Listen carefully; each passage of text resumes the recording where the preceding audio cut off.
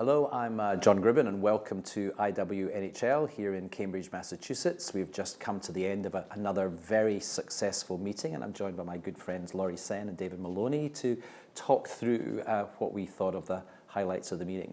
So this morning, of course, we had what's become a very traditional session at this meeting, which is going over all the novel agents. In many respects, it's always a challenge because there's so many exciting new agents appearing and a limited amount of time to be discussing it all.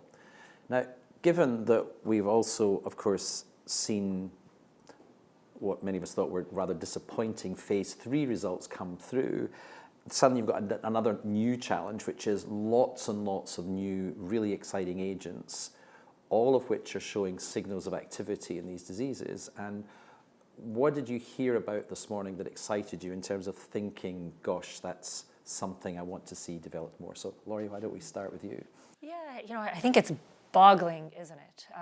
There are lots of optimistic drugs in development. What I think was interesting is that, most of us have started to use BTK inhibitors. Ibrutinib came on the market first, and then now what we're seeing is even within an individual class of drug, we saw a lot of data on sort of the next generation of those same the same drugs. And I think that's bringing in this extra layer of complexity as we think about designing a trial moving forward, for example, with a BTK inhibitor.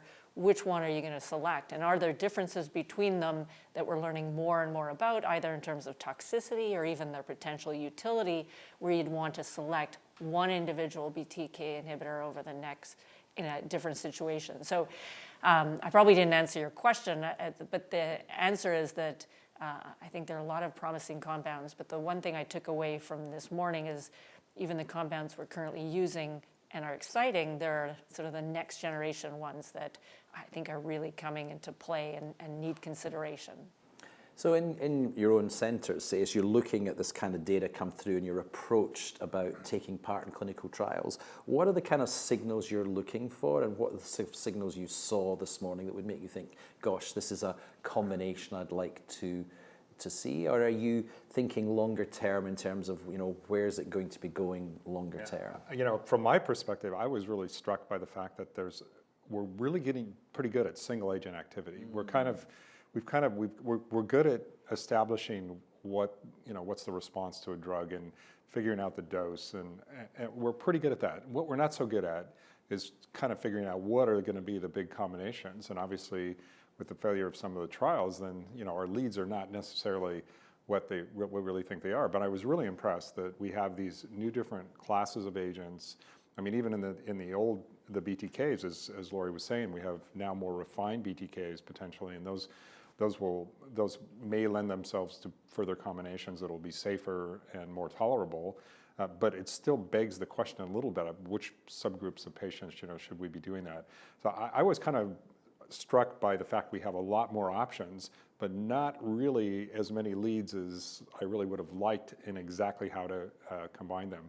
I mean, the molecular pathology of large cell lymphoma is daunting now with 5 different subgroups. Do we really want to pick one of those groups and take a guess of which one of those many zillion molecular pathways that are actually involved in defining that subgroup? It's not just one.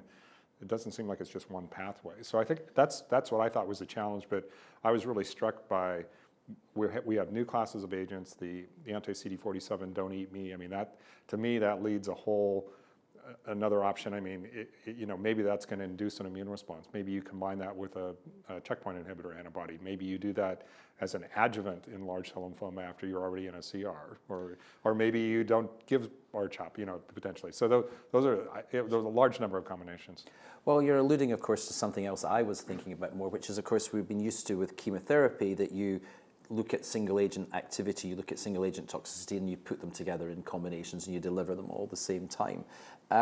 Maybe with some of these newer agents coming along, putting them all together all at the same time might not be the most reasonable approach, and you'd be thinking then about sequential approaches of one agent either coming in to debulk to make another agent safer later on, or potentially chemosensitizing for another, or sensitizing for the subsequent activity of another drug. So that leads, of course, to something that was also discussed a lot today, which is about the design of clinical trials and whether our old designs that are, of course, the way that we've done clinical trials since we all trained, are the ways that we necessarily have to go forward, and how are we able to change that in an era where if what you want to do, which is in the end what we all want, is to get effective agents into the hands of our patients but also outside of clinical trials, that is, have an approved agent, how do we get to the point of having really innovative clinical trials that still lead to registration and approval of our agents?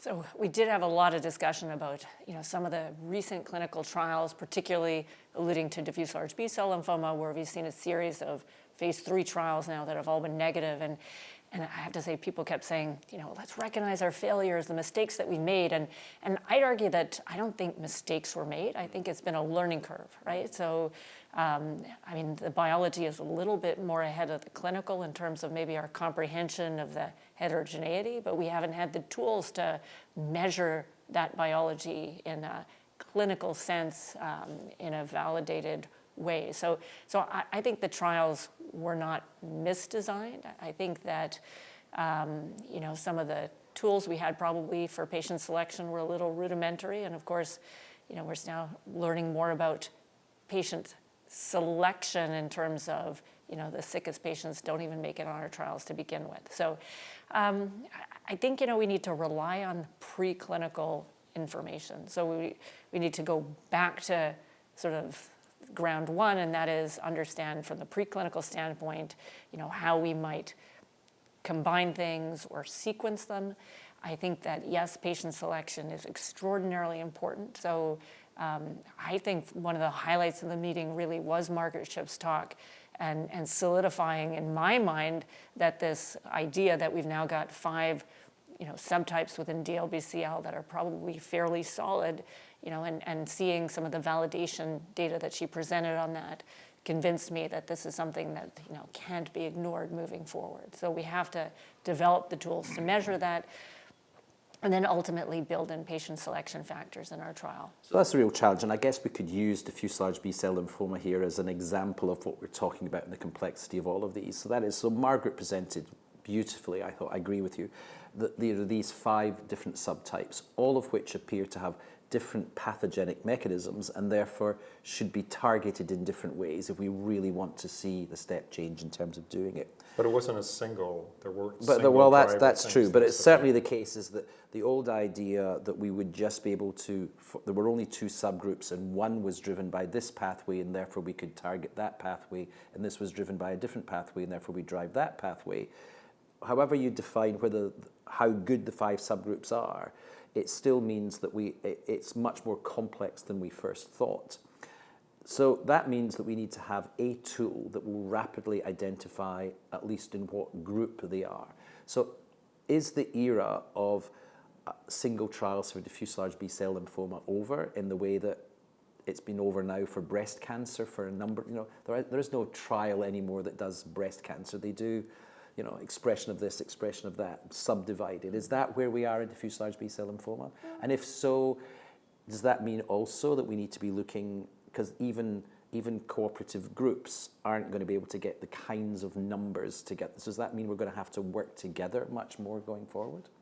I think there might be an intermediate step, though. I mean, we talked about this at length, but there was a wealth of information in those 3 trials that probably more than 1,000 patients, right? That were in the ibrutinib, lenalidomide, and bortezomib trials with R-CHOP, and so all of them, or many of them, were at least defined by nanostring, so that there has to be genetic material available. So even if we can't get all the information, let's go back and invest a lot of money in those trials, and try to at least we now have the clinical outcome. Now let's go back and get that pathology information and see if we can now make sense out of it. I mean, to me, that would be money well worth spent, rather than trying to prospectively define a group and then go design another trial. Let's see what we got from those trials. That's the way I would look at it. The other thing that came up in all of those trials, this concept of lead-in. In other words, if you had to get a biopsy, send it off for review, wait for an answer before you could treat the patient. Particularly with diffuse large B-cell lymphoma, we all know that there are many patients that come to us that cannot wait 4 to 6 weeks before they start their therapy. How important is that, do you think, in terms of that we're not really looking at the real world in terms of thinking of these diseases? Yeah, I think it's hugely important. I mean, if you look at the baseline of how patients do, even when they're on the control arm in a clinical trial, so just patients getting R-CHOP, I mean, it's about 80% in terms of progression-free survival. Compared to what we know in the real world, that number's down at around the 60% mark. So I think we're losing the sickest patients on clinical trials. I'm not sure what the answer is, but I think most patients we lose because, they're sick, they're in the hospital, their performance status is poor. So it's not just a matter of the potential delays for bringing in a biomarker. It's really, the fact that even if we left the biomarkers aside, you're still missing a fairly large proportion of patients who are just too sick to get on trials to begin with. So I think we need to get a lot more liberal. I mean, personally, I'd like to see the capacity to enroll patients on a trial once they've gotten one cycle of R-CHOP out in the community. As long as they had the standard staging investigations, had a confirmed biopsy, and got standard R-CHOP, I would be okay with enrolling them from cycle 2 onward. And I think that's the only way you're going to capture the wider cohort.